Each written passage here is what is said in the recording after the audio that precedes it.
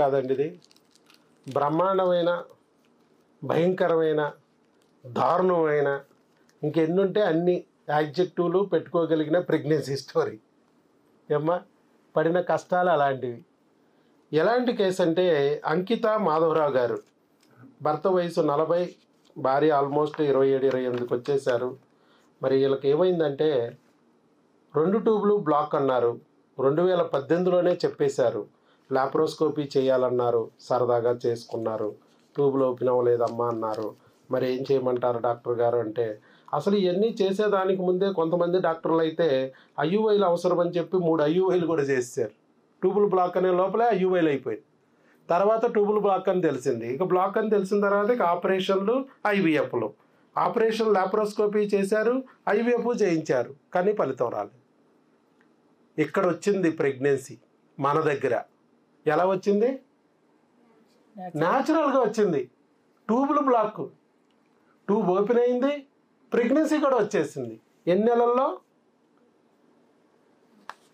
మీరు వచ్చి ఎన్నాళ్ళు అయింది ఇక్కడికి? 8 months. పోతే ఏమైంది? 8 months అయితే అయ్యింది. మొత్తం 8 months కూడా ఒక ఐయుఐకి అంత డబ్బులు కూడా అవ్వలేదు. ఐవీఎఫ్కి అయ్యే డబ్బు అవ్వాలంటే మనకు 2-3 సంవత్సరాలు పట్టింది ఇక్కడ.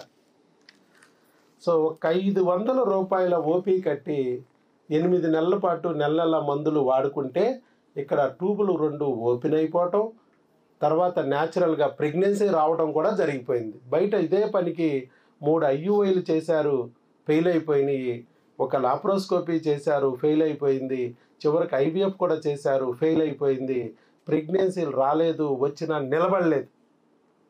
ఐవీఎఫ్లు చేసి, ఆపరేషన్లు చేసి ప్రెగ్నెన్సీలు తెప్పించినా నిలబడమని కూడా చెప్పాను నేను ఆ రోజు.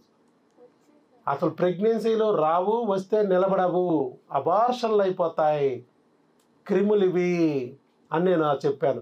ఆ క్రిములనే తొలగించుకుంటే నీ ఐవీఎఫ్ అక్కర్లేదు, ఐయుఐ అక్కర్లేదు, ప్రెగ్నెన్సీ వస్తుంది, వచ్చింది నిలబడుతుంది. లేకపోతే వచ్చిన ప్రెగ్నెన్సీ కూడా అబార్షన్ అవుతుంది, క్రిములు గొడవ ఇది అని చెప్పాను. మరి నిజమైనా తెలిసిందా ఇప్పుడు క్రిములని? ఎందుకంటే ట్యూబులు ఓపెన్ అయిపోవడం, ప్రెగ్నెన్సీ న్యాచురల్గా రావడం కూడా జరిగింది. ఐవీఎఫ్ చేసినా ప్రెగ్నెన్సీ నిలబట్టలా. మరి వాళ్ళు న్యాచురల్గా కూడా వచ్చింది. అది వచ్చిందా లేదా, నిజమా కాదా అనేది చూసుకుంటే ఇదిగో ప్రెగ్నెన్సీ కన్ఫామ్, గర్భసంచిలో ఉంది, ప్రెగ్నెన్సీ కన్ఫామ్ అనేది ఇచ్చారు. Confirmed pregnancy. యూరిన్ టెస్ట్ చేశారు, ఎంత వచ్చిందమ్మా? Confirm single intrauterine gestation corresponding to gestational age 6 weeks అని వచ్చింది. ఈడిడి November 10వ తారీఖు, డెలివరీ డేటు 10వ తారీఖు.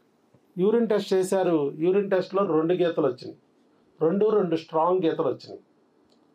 వచ్చిన తర్వాత మాకు ఫోన్ చేస్తే మేము ఇక్కడికి రమ్మన్నాము, దగ్గరే కాబట్టి. ఎక్కడ మీది? పలాస. చాలా దూరం వచ్చేసరే. మేము చాలా వరకు స్కానింగ్, బ్లడ్ టెస్టులు చెప్తాము, మీరే వచ్చేసారు భయపడి. అదేలే ఉన్నారు కదా అని వచ్చేసారు, ఇక్కడికే వచ్చేసారు. ఇక సరేలే, డాక్టర్ గారి దగ్గరే వచ్చింది కాబట్టి డాక్టర్ గారి దగ్గరే నిలుపుకోవడానికి మందులు తీసుకోవాలన్నారు కాబట్టి ఇద్దరే వెళ్ళిపోదామని వచ్చేసారు. ఇక్కడే చేయించాం టెస్ట్. బీటా ఈసీజీ టెస్ట్ చేయిస్తే యాక్చువల్గా 5 దాటాలి, అక్కడైతే 2 రోజులు 3 రోజులు అంటున్నారు. మా దగ్గర గంటలు అయిపోద్ది రండి అని చెప్పాము. సరే 50,000 వచ్చింది. 50,000.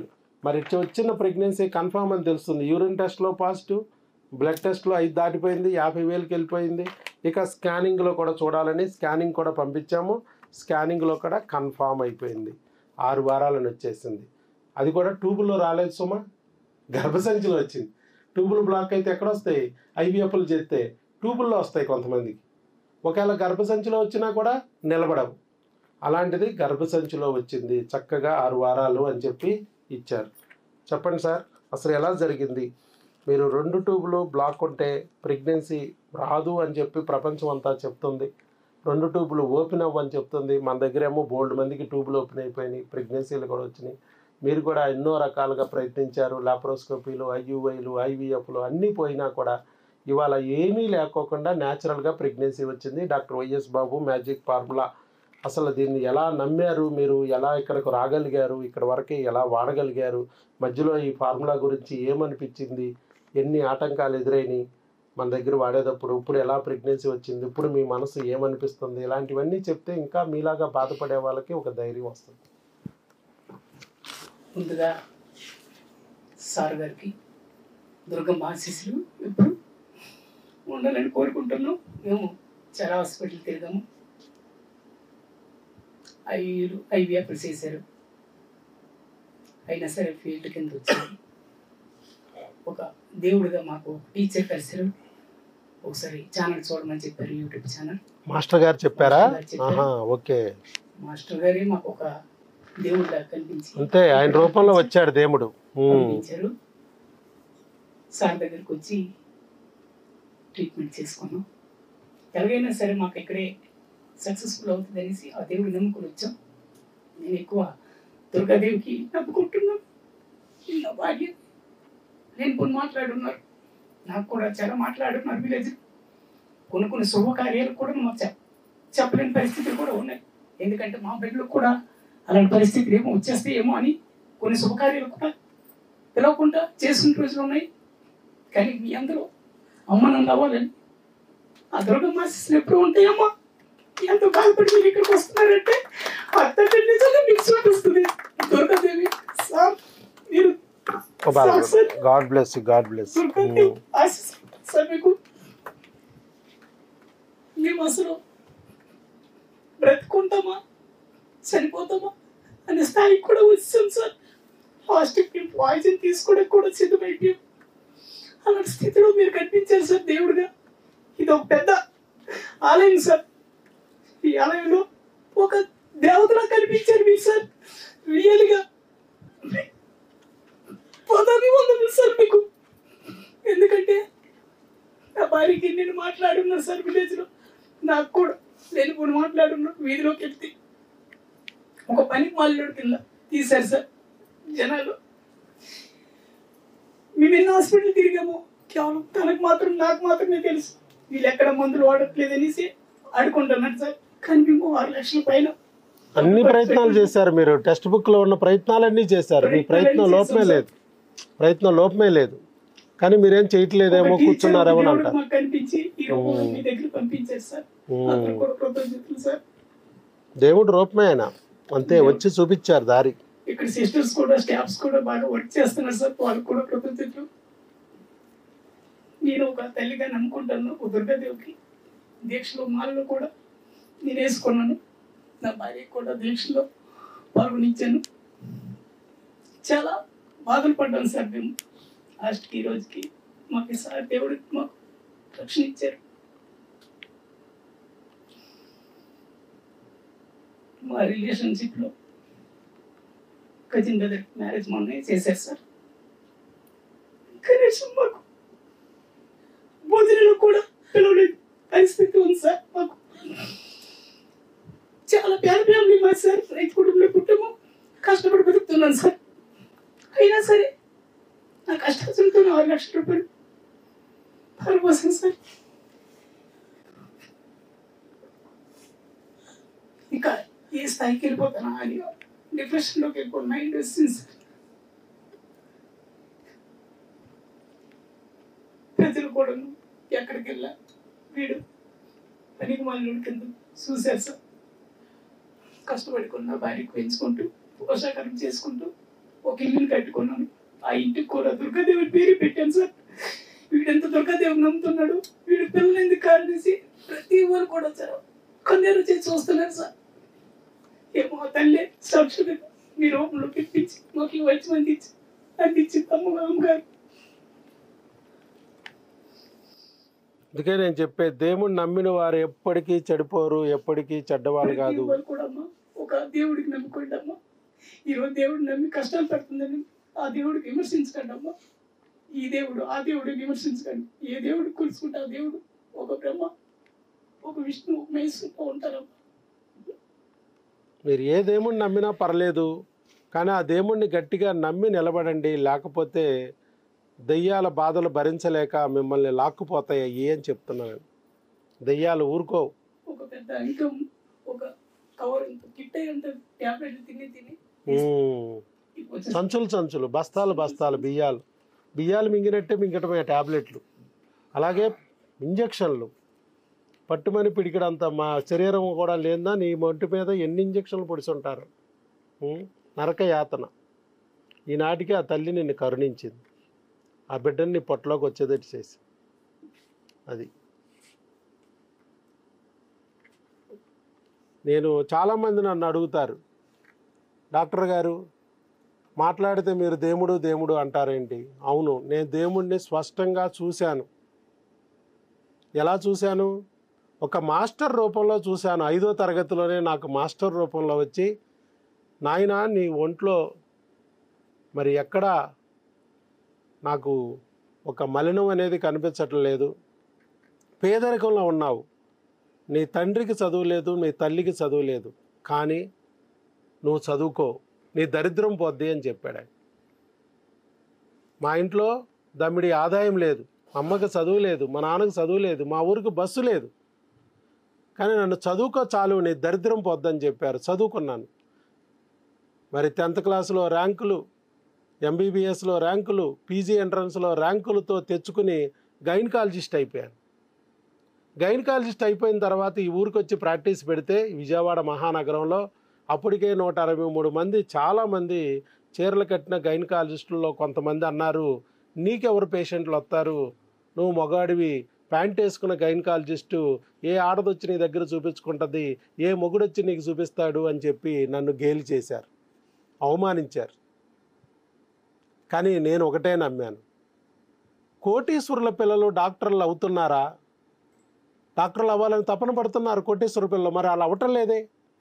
డాక్టర్ల పిల్లల్ని డాక్టర్లు చేయాలని తపన పడుతున్నారు, వాళ్ళు అవ్వలేదే. మరి మా అమ్మకి చదువు లేదు, మా నాన్నకు చదువు లేదు, ఇంట్లో తమ్మిడి ఆదాయం లేదు, ఊరికి వసతులు లేవు, నన్ను డాక్టర్గా చేసి సంతాన సాఫల్యత నిపుణుడిగా చేసిందంటే ఆ దేవత బురద గుంటలో ఉన్న కలువు పువ్వుని తీసుకుని లక్ష్మీదేవి సంతాన లక్ష్మి ఒళ్ళో పెట్టుకున్నట్టేగా. మరి దేవతే నాకు తోడుగా ఉన్నప్పుడు వీళ్ళందరూ మాటలు విని నేనెందుకు భయపడాలి? మరి ఆవిడ తలుసుకోకపోతే నేను రాగలిగినా ఇక్కడి వరకే అని ఆలోచించి ఇక్కడే నిలబడ్డాను. నా ద్వారా ఏదో జరగాలని ఉంది. 100 మంది సంతాన సాఫల్యత నిపుణులు ఉంటే అందుట్లో మరి స్త్రీలు ఎక్కువ ఉన్నారు, కరెక్టే. 99 మంది స్త్రీలే ఉన్నారు, నేను ఒక్కడనే మగవాడిని. కానీ సంతానం లేని దంపతుల్లో 50% స్త్రీల సమస్య, 50% పురుషుడు సమస్య. మరి 50% స్త్రీలు చూడటానికి 99% ఉంటే మిగతా 50% పురుషుని చూడటానికి 1%లో నన్ను ఆ దేవత ఉంచిందంటే నా మీద ఎంత బరువు పెట్టింది ఆవిడ, నా మీద ఎంత నమ్మకం పెట్టుకుంది. ఆ తల్లిని నేను గౌరవించాలి, ఆవిడ నమ్మకాన్ని నిలబెట్టాలి, నేను ధైర్యంగా నేను నిలబడాలి అని చెప్పి ఇక్కడే కూర్చున్నాను, ఇక్కడే వైద్యం చేయటం మొదలెట్టాను. ఇవాళ 14,650 మందికి దంపతులకి సంతానం లేదని దరిద్రంతో బాధపడుతున్న వాళ్ళ దరిద్రాన్ని కడిగేశాను నా జ్ఞానంతో.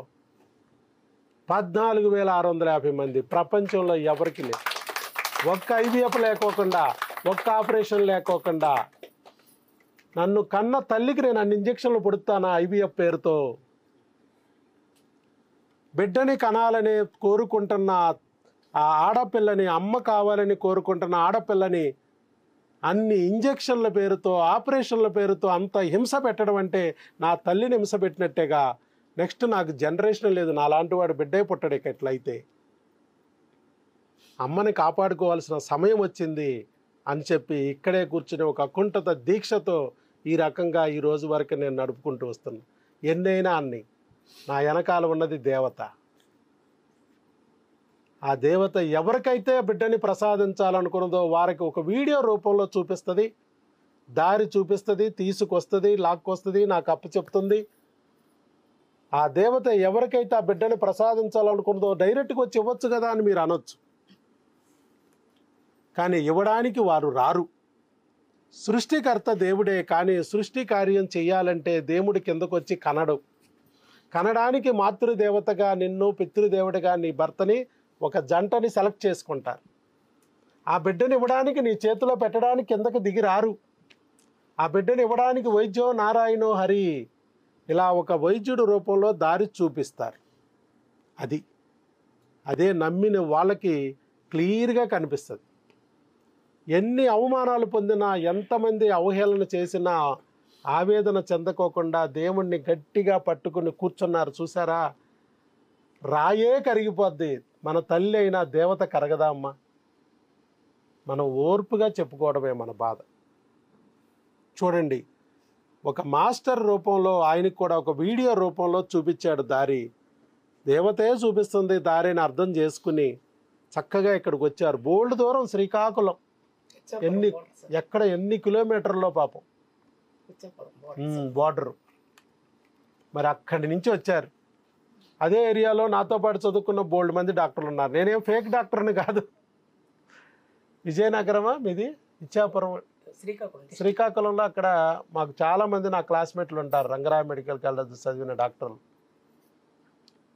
అలాంటిది అంత దూరం నుంచి పాపం వచ్చాడు, అన్ని కిలోమీటర్లు తిరిగి వచ్చారు. అటు పక్కన కొండ మీద ఉన్న దుర్గమ్మని నమ్మాడు, కింద ఉన్న డాక్టర్ బాబుని నమ్మారు, నిలబడ్డారు, మందులు వాడారు. ఇవాళ ఫలితం వచ్చిందా? రాలేదమ్మా. దేవుడు నమ్మిన వారు ఎప్పటికీ చెడిపోరు. పడ్డవాడెప్పుడు చెడ్డవాడు కాదు, పడ్డవాడెప్పుడు చెడ్డవాడు కాదు అని నేను చెప్తున్నా. ఓర్పు పట్టండి.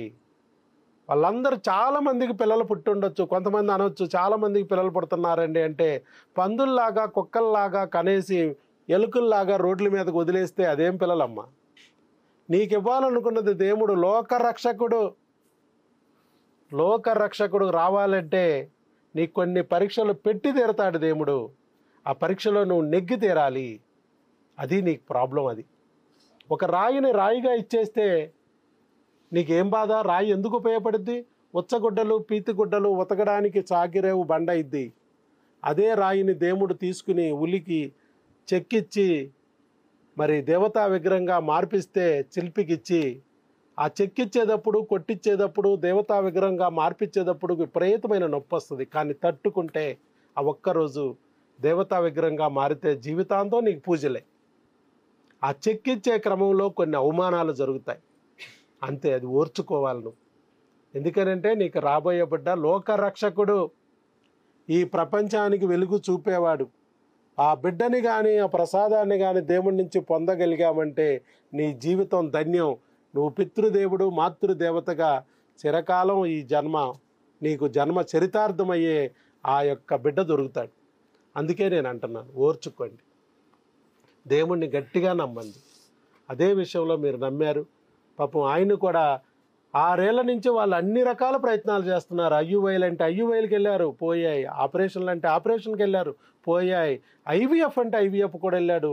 ఆయనకి రెక్కాడితే కానీ డొక్కాడిని బతుకులు అవుతూ ఉన్నా కూడా ఒక పక్కన ఒంటరి పోరాటం చేస్తూ భార్యను బతికించుకుంటూ, మరో పక్కన కాస్తా కడుపు కట్టుకుని దాచుకున్న డబ్బులను తీసుకెళ్ళి హాస్పిటల్లో అందిస్తూ, ఒక పక్కన భార్యను పొడిచేస్తుంటే చూసి తట్టుకోలేక, ఇదేంద్రా భగవంతుడా, ఇన్ని ఇంజక్షన్లు పొడిపించుకుంటున్నాం, ఇన్ని ఆపరేషన్లు చేయించుకుంటున్నాం, అయినా బిడ్డ రావట్లేదు అని బాధపడుతూ, మళ్ళా దేవత ఏదో ఒక రోజు ఇస్తుందేమో, నా మొర ఆలకించట్లేదు అమ్మా, ఆలకించమ్మా అని చెప్పి ఆ దేవతనే ప్రార్థిస్తూ ఇంతకాలం ఓర్పు పెట్టాడు. సొంత వాళ్ళు నా వాళ్ళు అనుకున్న వాళ్ళు కూడా చిన్న ఆటంకాలతో కూడా వీళ్ళని పిలవకోకుండా అవమానిస్తుంటే, ఫంక్షన్కి పిలవరు, పిలిచినా కూర్చోబెట్టి పక్కవాడి వరకే తాంబూలం ఇచ్చి ఇవ్వకోకుండా పక్కకి వెళ్ళిపోతారు. చూడండి, చాలామంది ఎంత దారుణంగా బిహేవ్ చేస్తారంటే, వాళ్ళకేదో కీడు జరిగిపోద్ది, వీళ్ళని ముట్టుకుంటే, వీళ్ళని పట్టుకుంటే, వీళ్ళని పిలిస్తే అంట. ఇప్పుడు దేవుడు వీళ్ళందరినీ ఎలా చూపిస్తున్నాడు? శభాష్ అనిపించేటట్టు చూపించాడు. చూసారా? వాళ్ళు కదా పందులు, కుక్కలు, ఎలకలు, వీరు కదా నిజమైన లోక రక్షకుడు. వీళ్ళ బిడ్డ వస్తాడు, లేటుగా వస్తే ఏంటమ్మా, లేటెస్ట్గా వస్తాడు మనవాడు. గుర్తుపెట్టుకోండి, అది నేను చెప్పేది. దేవుణ్ణి నమ్మిన వాడు ఎప్పటికీ చెడిపోడు. నువ్వు ఎవరు నమ్మినా పర్లేదు. అల్లాహ్ నమ్ముతావా, యేసయ్య నమ్ముతావా, వెంకటేశ్వర స్వామిని నమ్ముతావా, నీ ఇష్టమైన దైవం ఎవరినైనా నమ్ము, కానీ గట్టిగా పట్టుకో. నా దేవుణ్ణి నమ్మాను కాబట్టి ఎదుటి దేవుణ్ణి నమ్మేవాడిని చంపుతాను, కొడతాను కాదు నువ్వు చేయాల్సింది. నీ దేవుడు చెప్పిన సారాన్ని ఏం చెప్పాడు నువ్వు నమ్ముకో. నీ నెత్తి మీద సైతాన్ రాకోకుండా ఆయన కాపాడుతాడు, చక్కగా నీ బిడ్డని నీ చేతిలో పెడతాడు అని చెప్పాను. అలాగే ఈరోజు వీరు కూడా నమ్మారు, ఓర్పు పట్టారు. 6 సంవత్సరాల పాటు వీడు మొగాడే కాదన్నాడు, పనికిరారు అన్నారు. ఇవాళ న్యాచురల్గా ప్రెగ్నెన్సీ తెచ్చుకున్నారు. 2 ట్యూబ్లు బ్లాక్ ఉన్నా కూడా ఓపెన్ చేసుకుని న్యాచురల్గా ప్రపంచం అవ్వదు, కాదు, పొమ్మంది. కానీ నమ్మారు. దేవుడు మిరకిల్స్ చేస్తాడు, మ్యాజిక్ చేస్తాడు. ఈ వీడియో చూసిన ప్రతి వాళ్ళు కూడా సార్కు నమ్ముకుంటూ ఇక్కడికి వచ్చి వైద్యం చేయించుకోండి అమ్మా. ఎందుకు అనవసరం లేనిపోని IVFలో వీళ్ళు చేపిస్తారు. మన సార్కు నమ్మి ఇక్కడ దేవుడికి నమ్ముకొని మీరు ఇక్కడికి వచ్చి ట్రీట్మెంట్ చేసుకోండి అమ్మా. అప్పుడు అందరూ బాగుండి ప్రతి వాళ్ళు అమ్మ నాన్న కావాలి. వాళ్ళు ఎంత బాధపడుతుంటారో నాకు మాత్రం తెలుసు.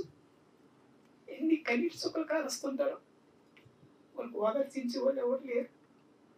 చూసి బాధపడే వాళ్ళు తప్పించి ఎవరు ఏం చేయలేరు. నమ్మి సార్ దగ్గరికి వచ్చి వైద్యం చేయించుకుంటాం. మీరు చెప్తారమ్మా 2 మాటలు? భయపడుతుంటారు. అవును, చెప్పలేదు పాపం. పడిన బాధ అంతా ఆవిడది. నీది ఇండైరెక్ట్ బాధ అయితే ఆవిడది డైరెక్ట్ బాధ. ఏదైనా ఇద్దరు బాధపడ్డారు, ఈరోజు తెచ్చుకున్నారు. ఆల్ ది బెస్ట్ అండి. అన్ని రకాలుగా ప్రూవ్ అయింది. యూరిన్ టెస్ట్లో ప్రూవ్డ్, 2 గీతలు వచ్చేసినాయి. బ్లడ్ టెస్ట్లో ప్రూవ్డ్. బీటా ECG 5 దాటాలన్నాం, 50,000 దాటిపోయింది. స్కానింగ్లో ప్రూవ్డ్. స్కానింగ్లో ట్యూబుల్లో వస్తుందేమో ప్రెగ్నెన్సీ అని భయపడుకోకుండా గర్భసంచిలో వచ్చింది ప్రెగ్నెన్సీ. అది కూడా న్యాచురల్గా. IUI లేదు, IVF లేదు, ఆపరేషన్ లేదు, కుట్లు లేవు, కోతలు లేవు, రక్తపు చుక్కలు లేవు, మత్తులు లేవు. డాక్టర్ YS బాబు మ్యాజిక్ ఫార్ములా. జస్ట్ మందులతో, అది కూడా ఇంగ్లీష్ మందులతో. అది కదా. All the best. God bless you అమ్మ. గాడ్ బ్లెస్ యూ రా తల్లి. All the best. అలాగే మీకు బుక్ ఇస్తున్నాం సార్. ఈ బుక్ను ఫాలో అవ్వండి. ఇక్కడి నుంచి గర్భిణీ స్త్రీ ఆహారము ఆరోగ్యము, ఈ బుక్ను ఫాలో అయ్యి ఇది చూడండి. చక్కగా బిడ్డని మరి చూసుకోండి. డైరెక్ట్గా దుర్గమ్మే పుట్టచ్చు, లక్ష్మీదేవి పుట్టచ్చు, మీ ఇష్టం. సరస్వదేవినికి అంటారు, ముగ్గురిని కనిపెడేస్తారు, ఎలాగో కరువు తీరిపోద్ది. లేదంటే అష్టదుర్గలకు అంటారు, అష్టలక్ష్మిలకు అంటావు, నీ ఇష్టం. ఇక మీ ఓపిక. చాలా okay, right. All the best.